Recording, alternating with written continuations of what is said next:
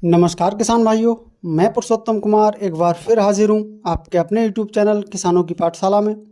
किसान भाइयों, धान की अच्छी ग्रोथ के लिए, कल्लों के अधिक फुटाव के लिए इन 3 खादों का डालना बहुत ही ज़रूरी है। क्योंकि किसान भाइयों, धान की फसल में अगर हम इन 3 बीमारियों या रोगों को कंट्रोल कर लेते हैं तो हमारी फसल में कल्लों का फुटाव भी अच्छा होता है, उसकी ग्रोथ भी अच्छी होती है और हमारी फसल हरी भरी रहती है।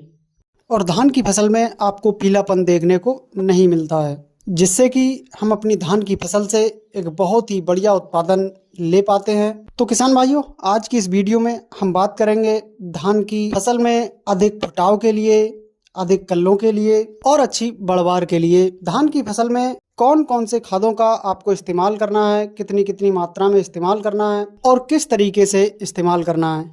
इसकी पूरी जानकारी मैं आपको इस वीडियो में देने वाला हूँ, तो वीडियो को लास्ट तक जरूर देखें, जिससे कि आप भी अपनी धान की फसल से एक अच्छा उत्पादन प्राप्त कर सकें। तो सबसे पहले किसान भाइयों बात करते हैं कि हमें अपनी धान की फसल में क्या क्या सावधानियां रखनी चाहिए। तो किसान भाइयों, आपका धान का जो खेत है वो चारों तरफ से उसकी मेड़े मजबूत होनी चाहिए, जिससे कि उसमें से पानी बाहर ना निकल पाए।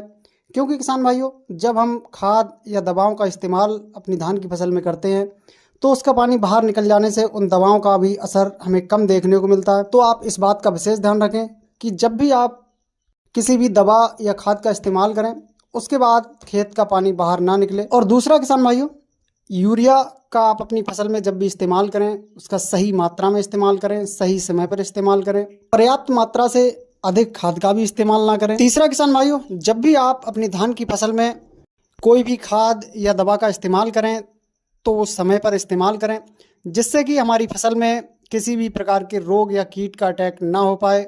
और चौथा किसान भाइयों, हमें ये ध्यान रखना है कि हमारी धान की फसल में किसी भी तरह के खरपतवार ना हो, यानी कि हमें खेत को खरपतवार मुक्त रखना है, जिससे कि हम जो भी दवा या खाद अपनी फसल के लिए लगाते हैं वो पूर्ण रूप से हमारी फसल को मिले, जिससे कि हमारी फसल बहुत ही अच्छी ग्रोथ करके चल सके। तो चलिए किसान भाइयों, शुरू करते हैं। आपको किन खादों को लेना है, किस समय पर लेना है। तो किसान भाइयों, जब आपकी धान की फसल लगभग 15 से 35 दिन की हो जाए तो आपको मार्केट से लेकर आना है किसान भाइयों यूरिया की मात्रा की बात करें तो किसान भाइयों, आपको लगभग 40 से 45 किलोग्राम यूरिया प्रति एकड़ के हिसाब से आपको लेकर आनी है। दूसरा किसान भाइयों, आपको इसमें डालना है ह्यूमिक एसिड।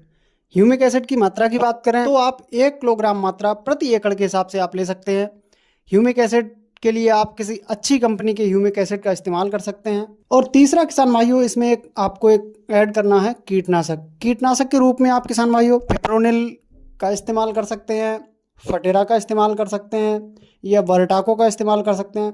किसान भाइयों, मैंने जो आपको कीटनाशक बताए हैं, आप इनमें से किसी भी कीटनाशक का इस्तेमाल कर सकते हैं। किसान भाइयों, आप इन तीनों दवाओं को मार्केट से लाकर और अच्छी तरह से मिलाकर अपने खेत में डालते हैं तो आपको अपने खेत में इन दवाओं के बहुत ही अच्छे परिणाम देखने को मिलते हैं। आपकी जो धान की फसल है उसमें कल्लों की संख्या ज़्यादा होगी, उसकी बढ़वार बहुत अच्छे से चलेगी और अंततः आपको अपनी फसल से एक ज़बरदस्त उत्पादन देखने को मिलता है।